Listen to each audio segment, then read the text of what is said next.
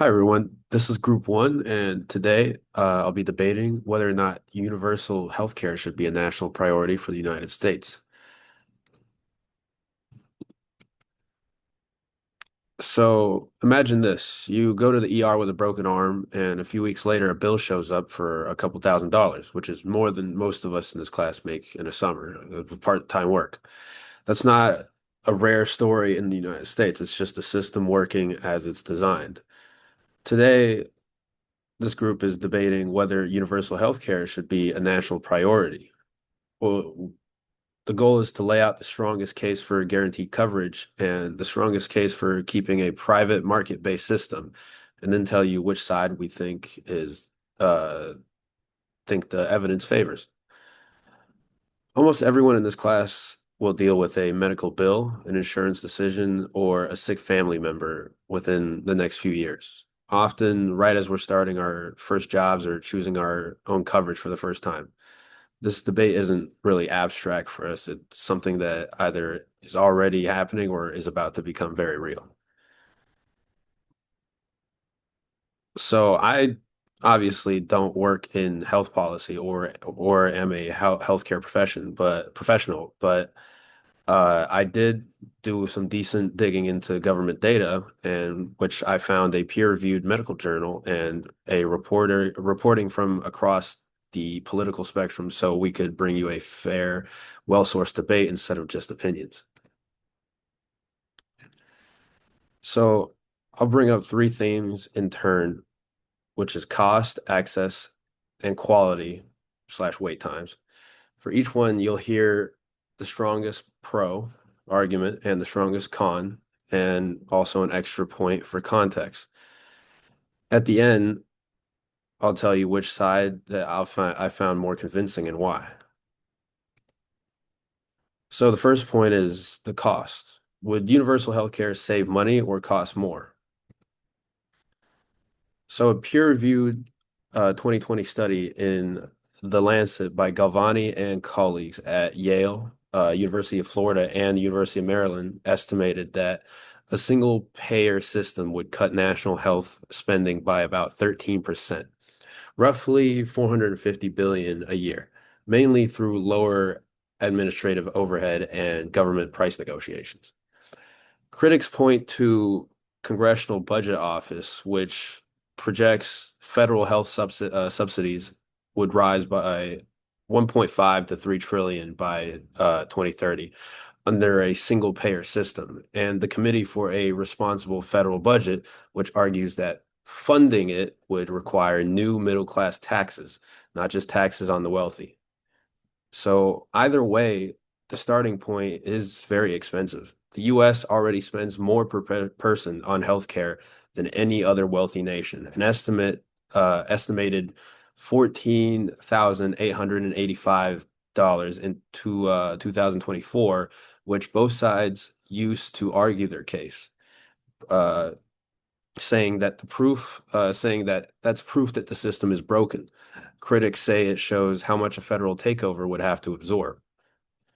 So cost is only part of the picture, and let's look into who actually has access to care under each system.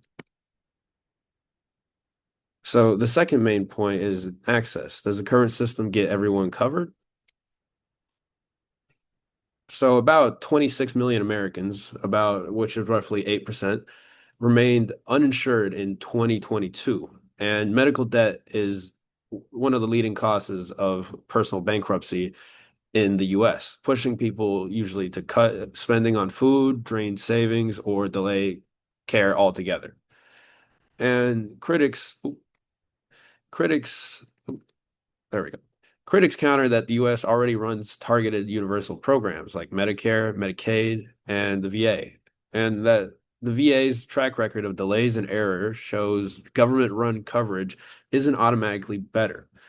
Policy analyst Elizabeth Hovde has argued veterans deserve better real choice among private providers instead. And public opinion reflects this tension. A late 2025 Pew Research Center survey found that two-thirds of the US adults think that federal government is responsible for ensuring coverage, but adults are nearly split on whether that should mean one government-run plan or a mix of private and public options. So access is genuinely contested. That brings us to the argument critics raise often. What happens to quality and wait times? Which is the main point, which is the third point. Would guaranteed coverage make care slower or worse? And responding directly to this concern is health policy researcher Micah Johnson, who notes that seniors on Medicare already report similar or better access to specialists and comparable wait times versus people on private insurance, undercutting the assumption that government-run plan automatically means worse service. The Congressional Budget Office warns that a single payer system with low cost sharing would increase demand for care faster than supply could adjust. So, as one real world example, which is when Canadians faced a median wait of 20 to 52 weeks for a joint replacement surgery in 2017, and UK patients waited an average of 46 days for elective care. Researchers from UNC Chapel Hill and Wake Forest also cautioned that the US is far larger, more geographically spread out, and more demographically diverse than most countries with universal coverage, which means outcomes elsewhere may not translate directly. A fair covet on both the pro and con evidence.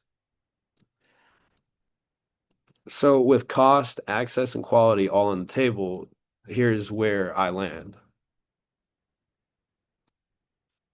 The three themes that I brought up: costs, where proponents cite 450 billion in projected annual savings, and critics cite trillions in new federal spending; and access, where proponents point to 26 million uninsured Americans, and critics point to the VA's track record.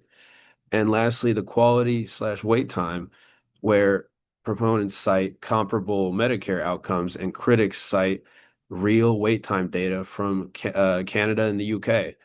So, as this group, I found that the cost and access evidence more persuasive than the wait time concerns, though we think that concern is legitimate enough to require real safeguards in any transition. Finally, whichever side of this debate that you really land on, both sides agree that the current system isn't working for everyone. The real question isn't whether American healthcare needs to change, it's how. I hope that this debate gave you the evidence to start deciding that for yourself. Thank you very much.